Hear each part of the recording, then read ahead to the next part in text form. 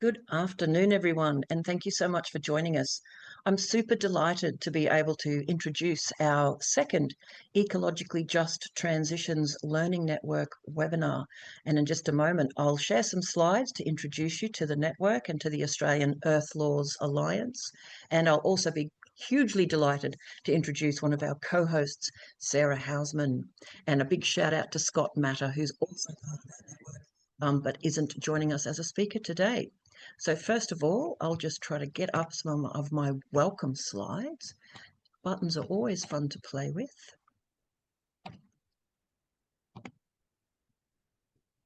Okay. So firstly, yes, I'm really looking forward to today's discussions when we're talking about nature positive activities, but in particular, how community folks are getting involved and leading the way, which is always something that we're passionate about. So a huge welcome to Sarah Hausman, our co-convener for the EJT network, and a huge welcome to Annette, David, and Carol. So firstly, I would like to acknowledge that I live, work and play in the very beautiful lands of the Cubby Cubby peoples. I actually live in a place that's sort of a meeting between Cubby Cubby and Jinnaburra, and those are the beautiful Glasshouse Mountains. So I'd also like to extend a welcome to all First Nations and First Peoples and acknowledge that this continent, this land was never ceded. It always was, always will be Aboriginal land. We acknowledge the remarkable caring for country practices and culture of the First Peoples, and also acknowledge all other peoples who are caring for this beautiful land of ours. So welcome and thank you. The Australian Earth Laws Alliance is a small and humble organisation with a fantastic interconnected network and a very horizontal way of working. We're interested in Earth-centred systems change so that we can care for the living world and ourselves and build a thriving future. This is an overdone but very important slide for us. What we're interested in is how do we change our governance systems from human-centred and reflecting very much the image on the left towards what we see as a truth, whether you think of it as a scientific or moral truth, the fact that we are just one member of the wider Earth community. And for ecologically just transitions, what we're interested in is the standard definition of a just transition, which we've written there, a framework for shifting from extractive high carbon economies to sustainable low carbon ones, while trying to ensure fairness and social equity. But our idea of community is broader than just human beings. We see ecologically just transitions as ensuring a future for all. And some of the terms or the words or the networks that we are connected with use terms like multi-species justice, earth jurisprudence, more than human rights of nature. There's so many beautiful interconnected ways that Western cultures are embracing ecocentrism. And I just want to mention that the recording from our very first webinar is up on our website, and you will find all of the stuff to do with the Just Transitions Network, including a sign-up page, which we're going to mention a few times today. If you'd like to sign up for the Just Transitions Network mailing list, it's on our earthlaws.org.au website, and you just go to just-transitions. And yeah, lovely photo there of Sarah and Scott. Now, I won't go into any more detail, except I'm going to introduce the always wonderful Sarah Hausman, who will be your facilitator and host today, and I'll come back later to help with keeping our discussions flowing. Sarah Hausman, how are you today? I am well, Michelle, and just thrilled that you have, this fertile place that we can all be meeting, and look at all these people who I can't see, but I know you're there. So thank you all for joining us. So I just want to introduce this topic. I'm pretty passionate about the conversation. I'm excited about this conversation because for the last 18 months, I've been working with folks from Sustainable Living Armidale and really trying to understand what's happening in that community around energy transition.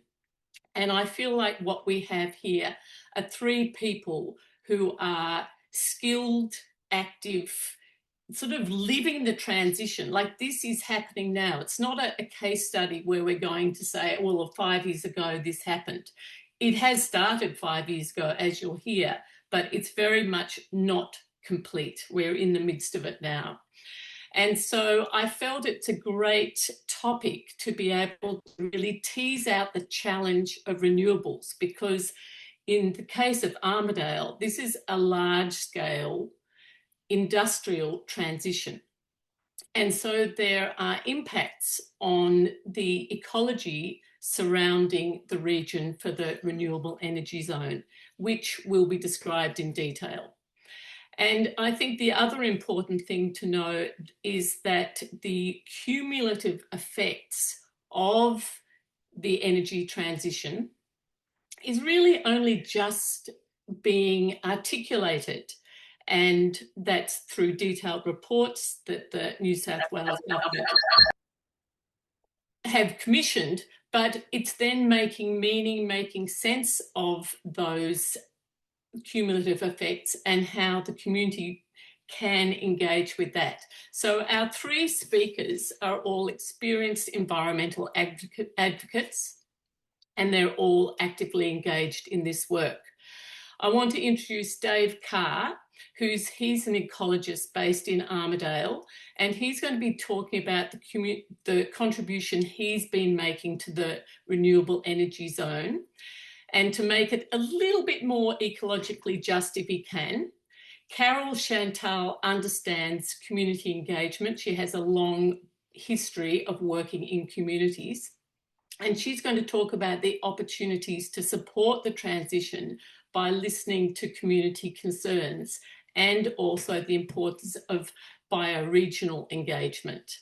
But I want to begin with Annette, because she's going to set the scene for us. She is part of Sustainable Living Armidale, and I really have been introduced to her and worked closely with her for the last 18 months, and have found her to be an extraordinary networker and community activist. So she's going to really give us a sense of why we should be listening to this. I think you'll give us the best context to start. So over to you, Annette. Oh, thank you, Sarah. And thank you, everyone, for coming today and listening. My name is Annette KILARR, and I'm the convener of Sustainable Living Armidale's Climate Action Group. SLA's mission is to raise awareness of climate change and resource depletion, build networks, and enable our community to create a more self-reliant, resilient, and sustainable future. So Climate Action Armidale works for clean energy, dirty energy out and clean energy in. Taking us back to the 2019 Black Summer bushfires and drought, many of us urged our local Armidale Regional Council to declare a climate emergency, which it did unanimously on the 22nd of October 2019, which was a bit of a coup in this Nationals electorate. And not long after that, however, we nearly ran out of water, prompting a reassessment across our region of the water security. So we continued our Climate Action Now campaign, calling for net zero by 2050 and major renewable energy uptake by 2030. And then into 2021, December, the then New South Wales Energy Minister, Matt Keane, declared the New England region a Renewable Energy Zone, or a REZ. Then after the May 2022 election and the loss of Scott Morrison, the national climate conversation seemed to have shifted to the better. And we as Climate Action had a pause, and we had a little shake and asked ourselves, well, we've called for this big renewables and everywhere. And here, our large agricultural region here has now been declared a REZ. What does that really mean for us here on the ground and on the coal face, so to speak? Looking at this renewable energy planning and development. And we have been on a rather steep learning curve since that time. Next slide. So what are REZs? So if you look at those 5 circled areas, those yellow circled areas, these are the 5 renewable energy zones that the New South Wales government is developing. The Central West Arana, they're on the, well, I won't point because I haven't got the pointer. They're at Dubbo, the Hunter Central Coast on the coast there, Illawarra, the Southwest, and the New England, the one up to the north, which is ours. And the purpose is to modernize the grid, replace coal, and drive investment. And collectively, those zones are targeted to supply a combined network of between 11 and 14 gigawatts of clean energy.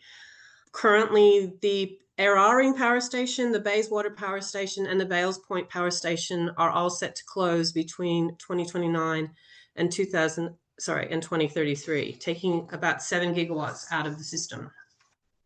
Next slide, thank you. Thanks, Sarah. So if you look to the map on the left, the gray area, that's the New England Renewable Energy Zone. That's 15,000 kilometers squared. And developments there are planned to provide 8 gigawatts capacity to be built in stages.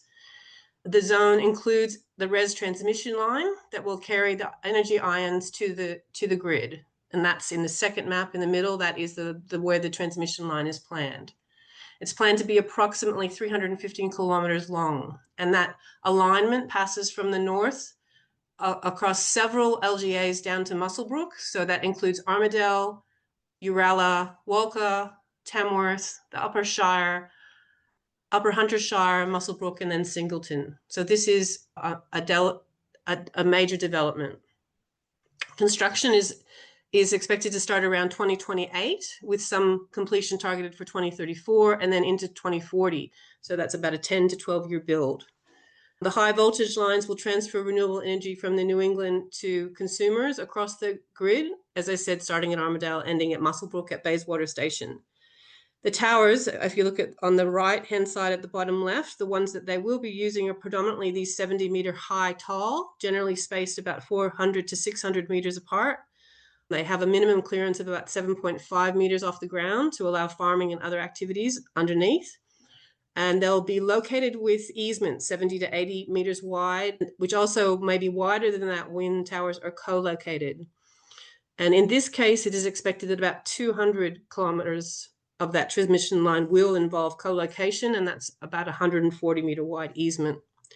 They also include 5 energy hub stations. So if you look at the map in the center there, you can see those 5 blue circles. Those are hub stations, and that's where lots of the energy developments will connect. So once all of that line is up and running, then the renewable energy development, solar, wind, battery, hydro can connect into there.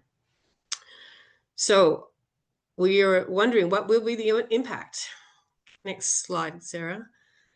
So in October 2022, we kind of didn't have a whole big sense of all of that I just went through, but with this, at that time, with the support of Heidi McElnay at Community Power Agency, we held a local stakeholder workshop with local groups such as New England Visions 2030, our Ratepayers Association, our Tree Group, National Parks, URL ZNet, and others. And our workshop clarified knowledge gaps and shared concerns, including jobs, nature protection, and housing. And above all, we asked how the REZ and renewable energy projects could deliver good outcomes for us as the renewables transition in the face of climate change is not negotiable, at least in some forms. Out of that workshop, we ended up forming another group of Sustainable Living Armidale, which we called REEACH, standing for Renewable Energy Education, Advocacy and Community Health, with its work based on the value or the understanding that environmental health in all decision making is central for genuine community health.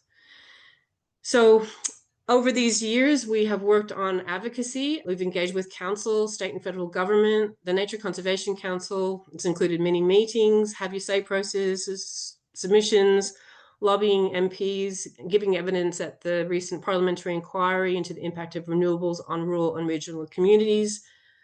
And our key advocacy concerns have been things like local renewable energy education and connection hubs, nature protection during the renewable energy rollout, strong, respectful community engagement, the contradictions and plannings with the planning system, and a clearer approach to community benefits at all of the proponent, council, and state levels.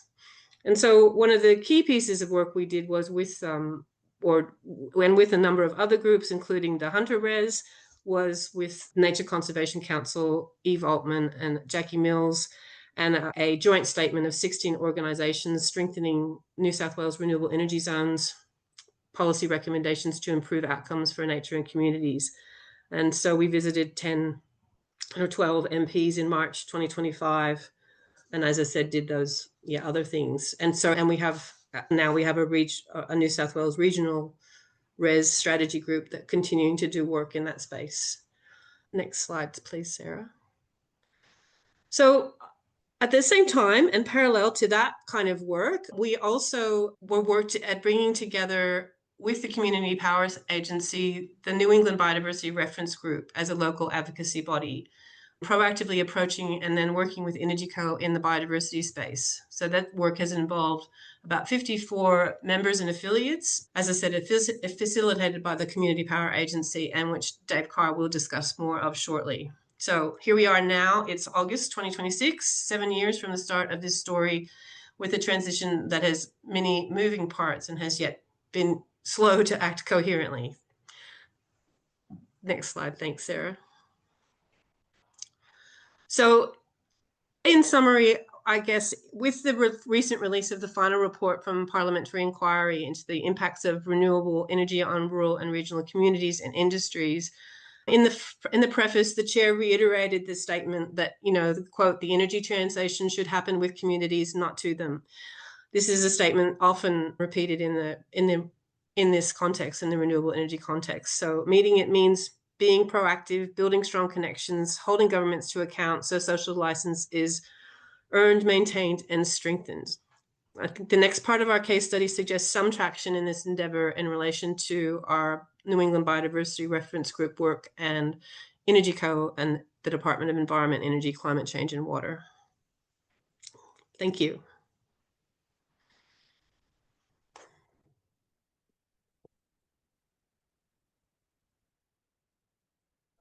I think Dave is speaking next, so we'll just hand straight over to Dave. Thank you.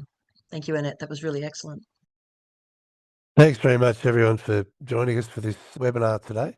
So I'm an ecological consultant based in Armidale. I've lived in this region most of my life, and I'm just going to give a little bit of background to the ecology of the region and how we've gone about setting some expectations for biodiversity conservation as the REZ rolls out.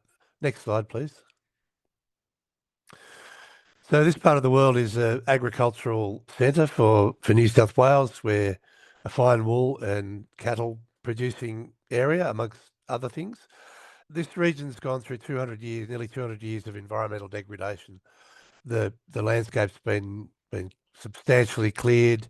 Grazing animals have had a significant impact on diversity in the landscape. We've had urban development, not as intensive as cities, but still there. Dams affecting the water flow. We've had changed fire regimes as Aboriginal people's management has gone from the landscape, and we've got significant effects from introduced plants and animals. This has left a really significantly changed landscape, with particularly the valley floors affected by that. Next slide, please. This culminated in the 70s and 80s with what was called New England dieback, which was the loss of millions of eucalypt trees across the whole New England tablelands. For those who don't know the region, we sit above 1,000 metres above sea level, and we have an ecosystem dominated by grassy woodlands. Our ecosystems collapsed due to the lack of connections within those ecosystems, and we ended up with beetles and other insects killing millions of eucalypts, which has left even more of the landscape bare since that time. Next slide, please. That was exacerbated by the drought of 2018-2019, which is the worst drought on living memory. However, we still have really significant diversity, and it's my privilege to have it as my job to go and study biodiversity. So I tell people my job is to wander around looking at plants and animals, which largely it is. So we've got some really significant in what's left. We've got grassy woodlands, critically endangered grassy woodlands. We've got koala populations. We've got a lot of threatened plant species throughout the region. So it is still a significant area for biodiversity. And it's interesting that a lot of the biodiversity is confined to the areas that have been less intensively used by agriculture. So the hilltops, travelling stock routes, road reserves, those sorts of things. Next slide, please. And now we've got the biggest industrial development in the history of the region coming in through the rollout of the Renewable Energy Zone. And it seems to be that the Renewable Energy Zone wants to target those particular parts of the landscape that agriculture hasn't had the biggest impact on. So we've got the energy co-transmission line, greater than 500 hectares of clearing, including threatened ecological communities. We've got wind farms with really significant impacts on microbats, predatory birds and migratory birds. We've got solar farms, which are a large footprint on the ground, but mostly in degraded areas, clearing paddock trees and grassy woodlands. And then we've got all the transmission lines that connect all these up. So the fragmentation that you see in that picture on the bottom there to allow power lines to go through the landscape, which breaks up what we've got left. Next slide, please. So we set up the Biodiversity Reference Group. So as an environmentalist who's passionate about the environment, I recognise that climate change is the biggest threat to biodiversity on the tablelands. And we saw that. I always thought that climate change would affect us incrementally, but what happened is it's going to affect us in large shocks. So that image I showed you of dieback was drought dieback from 2019, when we had whole landscapes where most of the trees died. And what we're seeing is these significant large-scale localised losses. So we have to accept renewable energy as the biggest way to address climate change. And so we decided that we would take on the advocacy for the environment through this Biodiversity Reference Group. We've taken a deliberate approach to engage with the proponents rather than just shouting at them, as some of the groups on the lands in the region are doing. I don't think we're going to get anywhere by shouting at them. So what we've done is we've set a really clear goal that we want the development of the New England REZ to leave the biodiversity of the region in a better state than when they started. So our way to do this is to identify what those assets are, those biodiversity assets, and try and steer those projects away from some of those assets. And we've had some success with Energy Co in doing that. And then the other step is to suggest projects and sites where we can mitigate the impact or offset the impact as they come. And you'll see that map on the right. That's the result of a workshop we had with our group and then with the state government environment department to identify these assets and corridors so that they could start planning offsets and mitigation for the renewable energy zone. And the important thing is here that it's not outside consultants or desktop surveys. It's people with very real local on the ground experience who are leading this process. Next slide, please.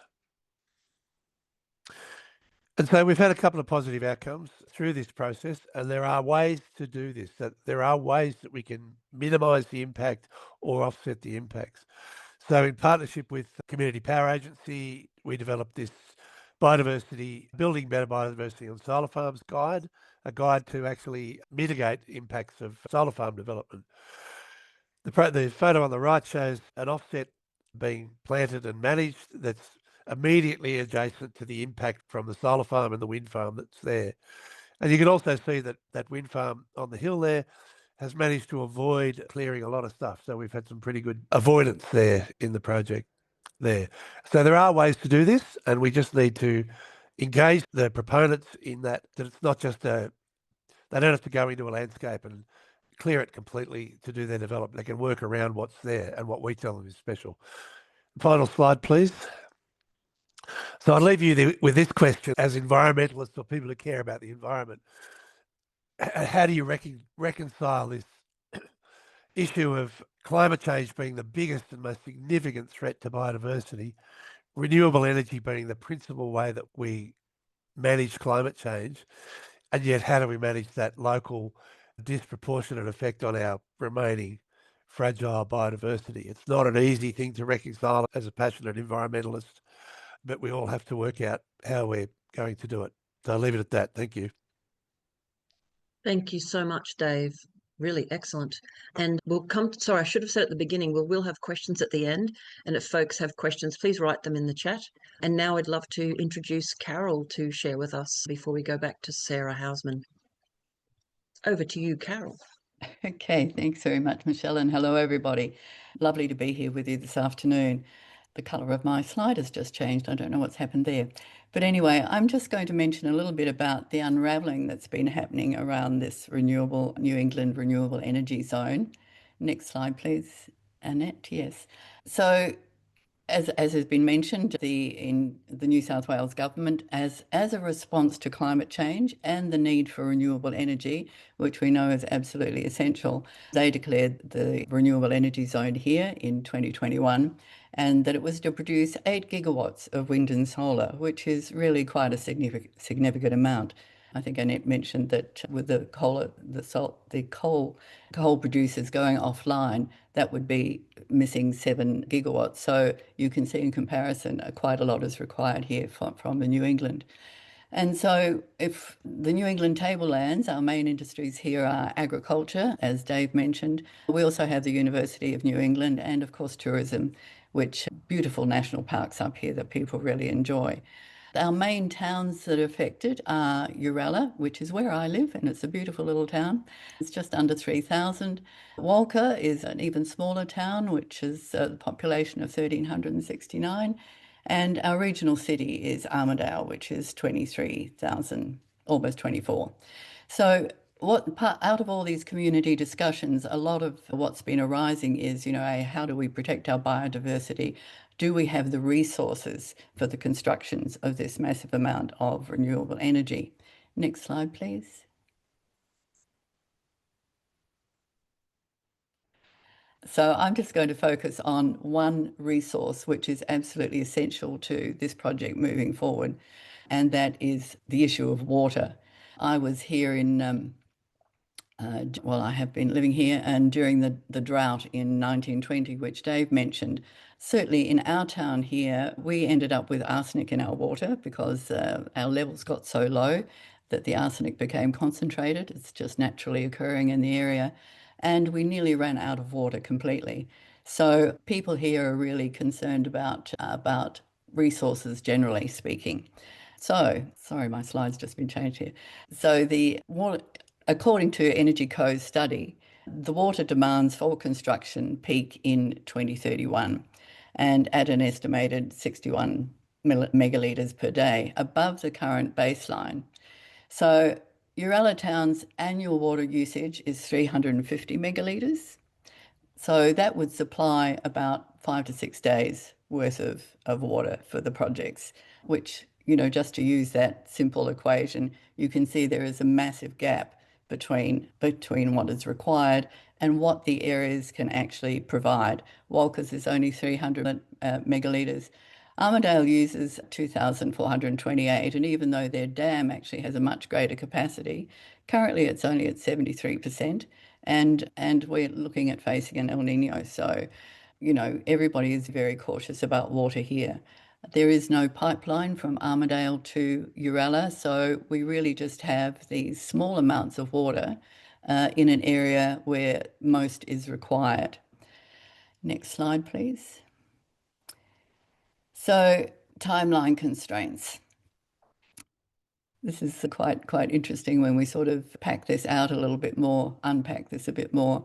So, with the REZ being declared in 2021, and we're 2026 now, really no infrastructure has been built. So it's been all this community consultation and, backwards and forwards and people not feeling heard and all of those sorts of issues. And finally, Energy Co has produced these studies which actually acknowledge the outcomes that we're facing. So if we are to complete this REZ project in 2034, which was the anticipated timeline, we have to build the water solutions. We have to build temporary and permanent housing for all the workers that are coming in. 2,000 workers will be arriving into our area at peak. So that's a lot of housing, and we're already in a housing shortage. They have to design the waste management systems. Also, the treatment facilities in each town could not possibly, in their current state, provide the water that's needed. Roadworks will have to be addressed, as well as completing all the approvals and then actually the building of all the 8 megawatts of renewables, as well as building the transmission line. So you see that there's an incredible pressure on the area here, and I have to say the community is really quite concerned about all of this and how it's going to unfold and what it's going to mean for them. Next slide, please. So looking at it from a community perspective here, we really are looking at, we really need different pathways to improve the decision making for major projects as we move ahead into this climate challenged environment. We, instead of coming in and just, overpowering the resources of an area, we need to really say, well, what have we actually got here? What can be used? So improved decisions actually happen when they're made close to the area of impact. So, coming here, looking at the land, Dave talked about the challenges that we've already had from droughts and diebacks and things in the area. So certainly my perspective in all of this is coming to understand that we, as we go to make decisions about where we're putting major projects, and particularly in relation to climate change, is that we need to look at bioregional areas. How, what is the ecology? What is the biodiversity here? What is the water supply here? How can we enhance those? Dave is saying, let's leave it in better condition than it was. We really need to bring decision making back to local areas, and bioregional areas provide a good container, if you like, to actually look at a specific area and what it can provide. And making decisions from a bioregional aspect really allow us to address the place, the landscape, the people, and the livelihoods or the projects that happen there. So the decision-making process really needs to move from a more extractive perspective, which you'll see in that top little image there, which is people just decide what to do and then we're going to deliver it. So they decide what they want, they go and work out how, and then they just do it, okay? So now we are really starting to understand, if we are going to have any sort of resilience into the future, we need to change how we start the pre-planning process. We need to firstly just go to the place where we're thinking of doing this. We think, oh yes, we've got a project, let's just go to the place and see how that might fit in there. So they need to understand the biodiversity of the area, the water constraints, etc. They need to learn from the people who live there, the knowledge holders that are there, the people who've lived there for a long time. And then gradually, as they gain all that information, then how that project might work naturally arises. So a much better perspective on how to actually go through this whole decision-making process is that we need collaboration between place, the people, and what people would like to do there.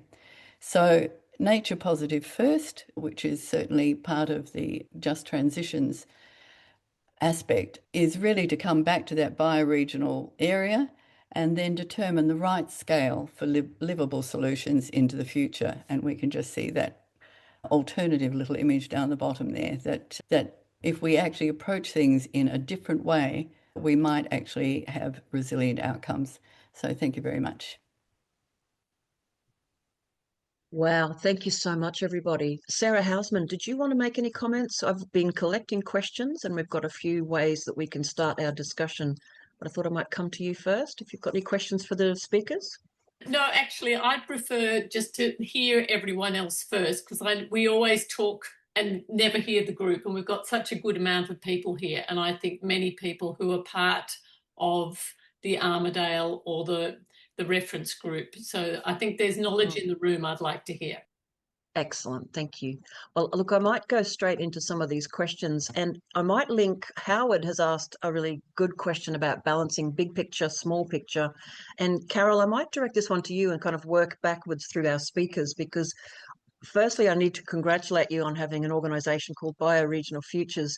I'm a bioregioning obsessive, and I think that anything that looks to the future needs to be thinking about that whole of landscape. And I really love your last slide where the practicalities of this seems to be so simple, doesn't it? Like, if you want to do something in our region, why don't you come and have a look at the region and talk to the people? It seems so obvious, and yet it's almost the opposite of how the top-down governance systems work. So coming back to that question that Howard has asked, we do need to be aware of the big picture and the small picture, and we need to be aware that we need to think differently about being on this planet. And Carol, could you talk a little bit more about how have you tried to share that big picture of the bioregional needs with the folks that you're both working with and the project developers who are coming in your direction? How do you communicate that big and the small? I certainly do. If I've gone to any events at UNE, or when the companies are available locally, I do go and talk to them about this. And I think they nod their head and say, oh, yes, yes, yes. And of course, then we still have to wait for the outcomes. And I think gradually, because many people actually talk about these types of things, and not just myself, we finally had those studies that came out of Energy Co. And so, that was a very, very positive thing to actually occur, because it's really brought everything into the light of day, if you like. So I think just the constant conversations that we've been doing with councils, and even though they shake their heads, and it seems it does exasperate me, I have to say, because it's like as you said, it seems so simple, and yet because they're locked into something's a state significant project, then it is going to happen. And it may happen in some way, but I certainly think there's going to need to be modifications about this. So yes, so just getting back to your question, I think we just keep talking about it and meet skepticism, and yet there is change happening. So we're all looking forward to the end of this year, when Energy Co is going to come back with some solutions for these issues. And there are a few things on the table about water, solving some of the water issues. So we'll just wait and see what happens with that. Thank you, Carol. And the next question groups together some of the questions that have come in both through the public list on the chat and privately to me, if I could be so bold as to group them together. And this is a question to all three speakers. You mentioned that you've had 7 years of your Biodiversity Reference Group, and collectively you've also talked about, you're having a big impact as community members, talking with governments, with the proponents of new development. How do you feel it's taken, what do you think it's taken for them to listen to community and to take you seriously? Is it the sheer number of years, your tenacity, your skill set? What would you tell other communities who are trying to organise together to be listened to and to be taken seriously? And please feel free, any of our speakers, to jump in. Can I jump in first? I don't think we've been going for 7 years with the Biodiversity Reference Group. Oh, I'm sorry if I've got that wrong.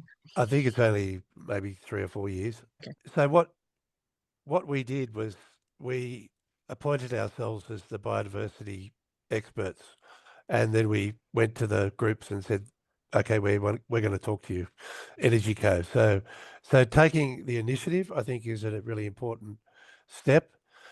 The other thing that I think is important is to act from science, not necessarily emotion. There's a lot of division in the environment movement right across Australia now, because the forces of evil, like Barnaby Joyce and his cronies backed by fossil fuel interests, are driving a wedge between the environment movement. And we have to walk this line between accepting some loss of biodiversity in order to achieve the greater good, which is a reduction in greenhouse gas emissions and eventually turning around climate change, which is going to destroy biodiversity faster than any bulldozer will do. And so they're the two big issues that I think has allowed us to move in this space. I don't know how successful we are, but I think we're on the right track.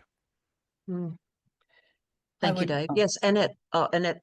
Yeah, please, so we're probably only 4 years, but I would add that the energy that went into creating that biodiversity reference group was assisted by the fact that there was a community power agency employed person who was interested in this space and brought that energy to people like ourselves who also wanted to be were interested in this space, and there was a networking that was able to happen. And so bringing together the scientists in the room and the university and that kind of stuff was great, but it also really needed that networking approach, and that's really helped, as well as the mind, as Dave said earlier, as well as the we want to have a conversation. Where can we find a place to talk to you, as opposed to we want to bash at you. And also doing some thinking behind the scenes before we approached. So I think in some of the original work with Energy Cola in the very beginning, the Biodiversity Reference Group sort of set up like 15 principles, I can't remember the exact number, of what kinds of things would you do to not damage. If you're putting lines here, what kind of things could you do? Like, anyway, there's all sorts of things that were brought to the table. And then you needed to be ahead of the game in a way, knowing that there were, and in a way we were lucky too, because Central West Orana had already happened to them. So we were kind of aware that something was coming, and we could do some research around that and waiting for stuff to come to the table and be able to kind of go in with that information. And yeah, so that was really important. I would also say that, like, it's in terms of this Biodiversity Reference Group, like, I think, yeah, it's definitely been enabled by that chairing role and that networking thing. I think it's something we'd really like to help other REZs do in the future, but this is unique to the New England. Fantastic. And did you have any comments on that question, Carol? How it Yeah, all I really started? just wanted to say to people that how important it is to get to know your region, which is why we focus on the bioregion. It's like, what do you understand about your bioregion? Where do you know endangered ecological areas are? So that if you're ever approached by somebody, and unfortunately a lot of these companies have non-disclosure agreements, you need to understand with your neighbours, where things can be developed and where they can't be developed, where they shouldn't be developed. So I think there is a level of radical responsibility, if you like, for community members to really up the ante on how much they understand about the area where they live and what they would like to see happen, and really be quite clear about, what the science, what the actual conditions are where they live, as to what is reasonable and what is not reasonable. Absolutely, rather than just the generic universal ideas that many people know. I work with a lot of Indigenous elders, and all of the governance systems that are based on the reality of country are the successful strategies. Yes. And can I just give a little plug, everyone? Bioregioning is something that AELA's been interested in for about 15 years, and it's taking off again internationally. And September, we have Global Bioregional Month, that AELA is one of the sort of 5 or 6 groups around the world trying to get more people to share stories.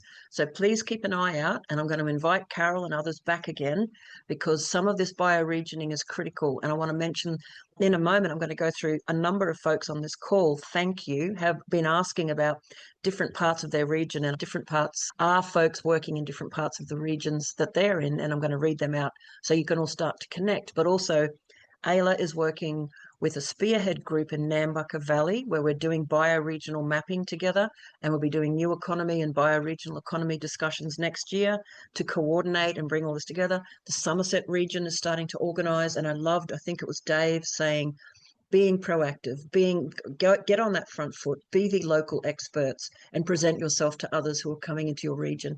I love this. I love hearing that. Sorry, Sarah Hausman, did you have a question that you wanted to bring in? Thanks, Michelle. Not so much a question, I was just looking at some of the questions that have come, and one of them that I thought is worthwhile sharing. Someone said, this has been happening for a number of years.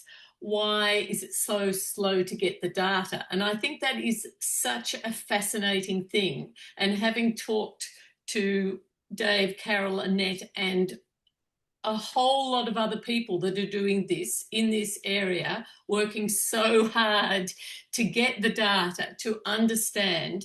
Can you, Annette or Dave, particularly as you've been really grappling with this, can you explain how this could be so, that it's so tough to engage with the government and the proponents to understand and make a difference? Great question.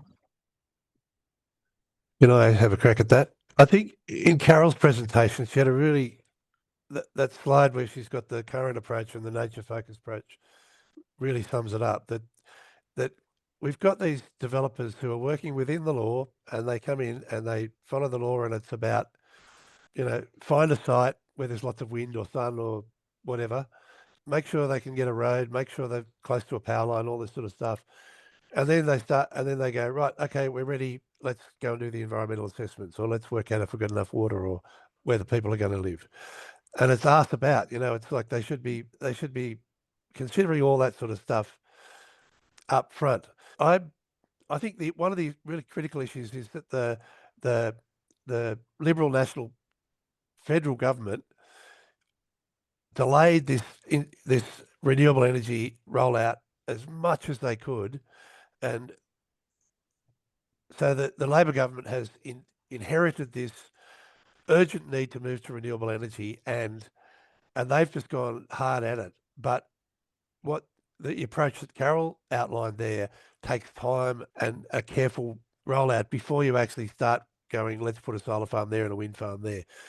So I think we're sort of caught up in the urgency of doing something, and we've just jumped in and started doing stuff without actually thinking about the planning. So we don't have that holistic view of how to go about it. You've got people having stuff done to them now. So you see the anger in these communities, which is then exploited by the fossil fuel lobbyists and advocates that are then driving this wedge into the community groups. And I think what comes out of that is then this approach where we're fighting on multiple fronts, and there's not a cohesive, coordinated approach where we can say, okay, we're the voice of biodiversity, we'll engage with you. We've got to go, oh, look, there's one over there, we've got to talk to them. So that's why I think it's hard to get that data and that access to these groups. And perhaps I could just interject by saying that everything Annette was talking about, the power of having a coordinated networking, whoever does that, whoever steps up to support making sure that everyone can join together in any capacity, I think that's really powerful. Learning a lot from what you guys are doing and sharing. If it's okay with you all, we've got about 5 minutes left. So what I might do before we go back to some questions, Sarah Hausman, would you like to let everybody know when our EJT discussion, not a webinar where folks are sharing and then everyone's listening, but an actual discussion. Let's let folks know when that is, because there are some amazing questions, suggestions, and comments in here, which means we've got some really engaged people. Sarah Hausman, when are we meeting next? So the idea of a learning network is that we would all learn from each other. And I wanted to say Elizabeth Noble, who's here on with this group, who's a person that, this is a slight segue, Michelle, apology. Annette referenced her. She's the current convener of the Biodiversity Reference Group. I think we should pull out her. She's saying if anyone else is interested in setting up a biodiversity reference group in other REZ regions, she would like to connect with them. So that's a fabulous offer. So on the 15th of September, the same time, 12 till 1, our next gathering is going to be really a chance for us all to meet and to say, what are we doing, where are we doing it, and how we can connect, support, learn from each other. And that would be a fantastic way to begin this sense of learning. And beyond, like New South Wales feels clear. I don't have a sense of what's happening in other places. And I hope some of you who are sitting here on this Zoom or connect afterwards will have a sense of that. So, yeah, everyone's welcome. Thank you so much. And what I'm going to do is I'm putting into the link, if you've already registered for an event, which you obviously have, we'll make sure that you're on the mailing list. But for those who are super keen, if you go to the earthlaws.org.au website, I've just put the web URL and it's /just-transitions. If you go there, there's a little sign up just for the EJT mailing list. And if you join that, you'll get the Zoom link for the discussions in our 15th of September yarn. And Sarah, Scott, and myself will construct a way that we can start to share info. And I'm working with an IT friend to think about how we have a map that we can put on the website that shows where everybody is, and then a little click on that to go to your sites or share information. The more we can join together, the more we can learn. Like this story from Carol, Annette, and Dave is so important. Communities banding together, stepping up, stepping forward, and saying, "This is our place, and here are the things you need to think about." So yes, we can have a just transition, but no, we don't want to wreck the joint to allegedly do that. So thank you, Sarah.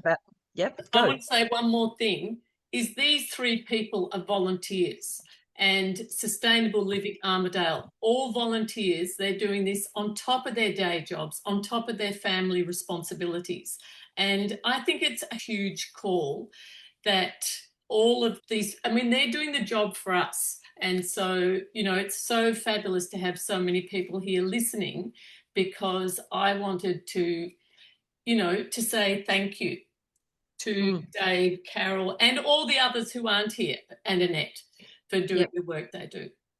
Oh, huge thank you. No, and everyone listening, if you're out there doing the hard yards, and can I say that my personal little dream, and one of the reasons I was so excited when Sarah and Scott came and said, let's band together to do some of this just transitions work, is the more communities we can find, the more we can all band together, the more we can find more resources to support the work that people are doing. We know it's tough out there, and we know that a lot of our work will always be volunteer, but I think as communities start to organise strongly, it becomes a compelling story for funders to actually put their money into communities who are organising to care for the place, to allow these just transitions to happen in the proper way, in the proper places. So let's join together and do this damn thing.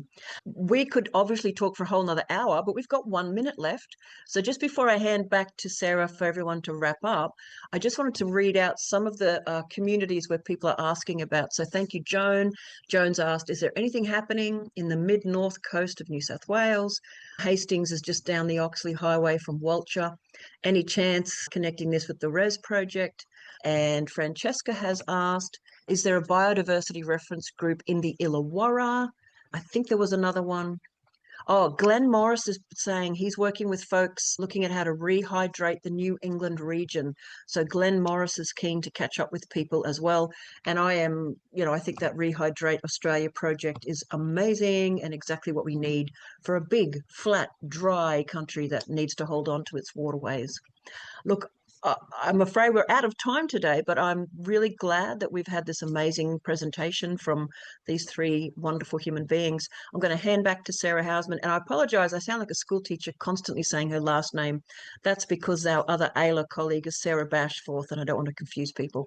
So Sarah H., would you like to do a little wrap-up? Yeah. Well, I think I did a partial wrap-up, and I want to actually just let our 3 speakers do their final tiny wrap up to everyone, because you haven't really had a chance to say your last words. So I'll pass it back to you, and I want to thank everyone for coming, and please join us next time in September. Also just connect. We can be connected with via AELA, Scott and I. And join us for the bioregional stuff that we're about to announce in the next week. Please stay posted. But over to Carol, Annette, and Dave to say goodbye and anything else they want to share. Yeah, so maybe, one just really super quick. Carol. Yeah, I have to say, please just get to know your bioregion, get to know the work that people are doing in your bioregion, and then just take a minute to see how you can contribute to that work. Thank you. Woohoo! Thank you, Carol. Annette.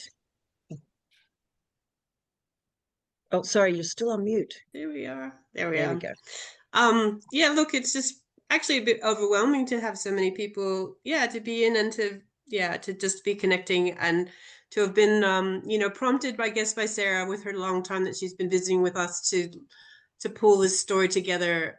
Like, it has been 7 years, and it's kind of like worth reflecting on it and going, oh, well, yeah, but we have gotten somewhere. We are getting somewhere with the department, with DQ, with our mapping, with being in the room together with maps. I mean, that's, on the ground together, looking at our place in space. So it's what we need more of. Yes. Thank you, everyone. Thank you. And Dave, last but not least. Thank you. Look, I think key message is to take the initiative. Don't wait for somebody to invite you in. Just get in there and do it. I think the principles of nonviolent action, it's really important that you're assertive and rather than aggressive when you're engaging with these organisations. I think it'll get you a lot further than, aggressive tactics. Thank you, Dave. And thank you, Sarah Hausman, for your energy and commitment for bringing these amazing people into the network and sharing their stories. And we hope to see you all again on the 15th of September, and we will manage however many folks come in. We will have an awesome yarn.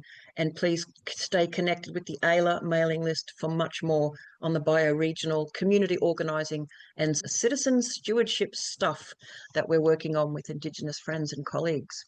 So thank you so much, everyone. Have a lovely day. I shall now release you back into the wild.